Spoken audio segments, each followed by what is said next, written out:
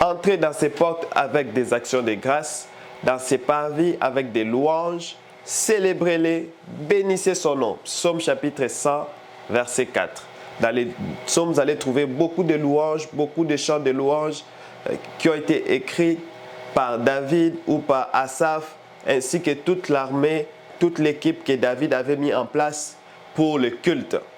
Donc, la louange prépare notre cœur pour l'adoration. Vous voyez, tantôt je vous disais, louange, adoration vont vraiment être confondus parce que la louange peut nous préparer à l'adoration.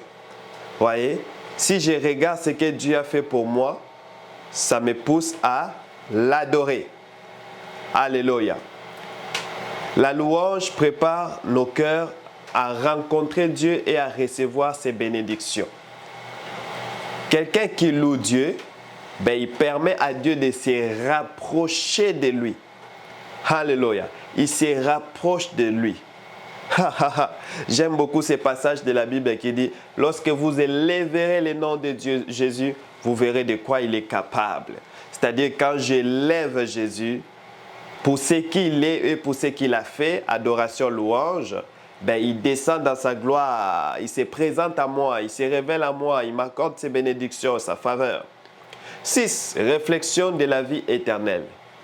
Et il chantait un cantique nouveau en disant, tu es digne de prendre des livres et d'en ouvrir les sceaux, car tu as été immolé et tu as racheté pour Dieu par ton sang des hommes de toute tribu, de toute langue, de tout peuple et de toute nation.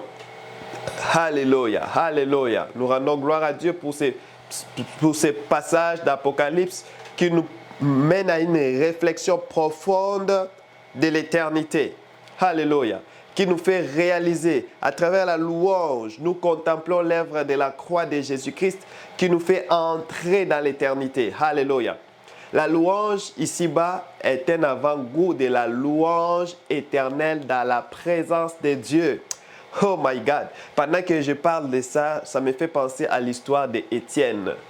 C'est diacre qui se faisait lapider, alors que pendant qu'on les lapidait, il était en train de mourir, il voyait le Christ dans sa gloire. Oh my God! Et ça a inspiré une chanson. Je vais voir Jésus assis sur son trône. Je vais voir l'agneau assis sur son trône. Je vais voir Jésus assis sur son trône. Quelqu'un qui voit le Christ dans la gloire pendant qu'il est lapidé dans sa chair. Oui, amen.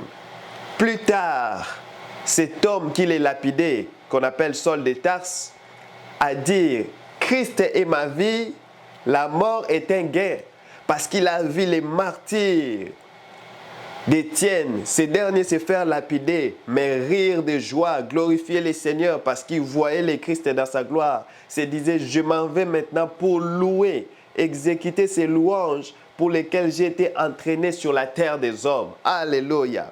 Donc la louange nous mène à une réflexion profonde sur notre vie éternelle. Une petite conclusion par rapport à cette partie. La louange est une réponse naturelle à la révélation de Dieu et une expression vitale de notre foi.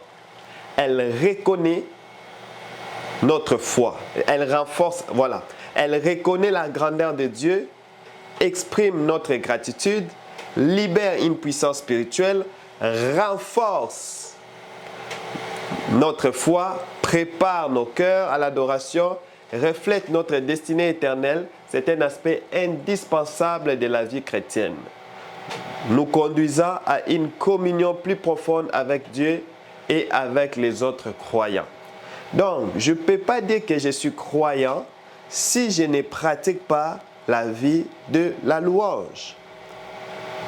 Parce que non seulement la louange affermit ma foi, me permet à réfléchir sur ma vie éternelle, mais la louange aussi me met ensemble avec mes frères dans le Seigneur.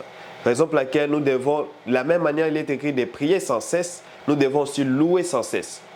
Tantôt je vous ai dit qu'on peut louer dans le culte, on peut louer chez soi à la maison, on peut louer aussi dans son auto, et aussi quand on est réunis ensemble, c'est vraiment merveilleux que nous puissions louer le Seigneur. Alléluia. Alors je vais donner la place à mon hôte qui va nous conduire pendant un temps musical. God bless.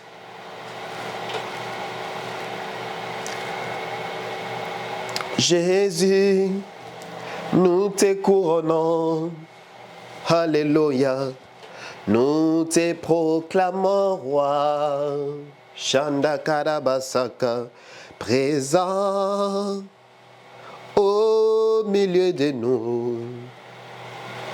Nous t'élevons par nos chants. Oh, nous t'adorons. Nous t'exaltons, Yabba Santa.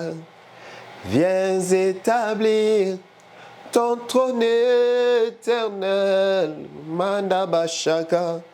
Par nos louanges, nous t'invitons. Viens Jésus, prends la place du roi. Alléluia.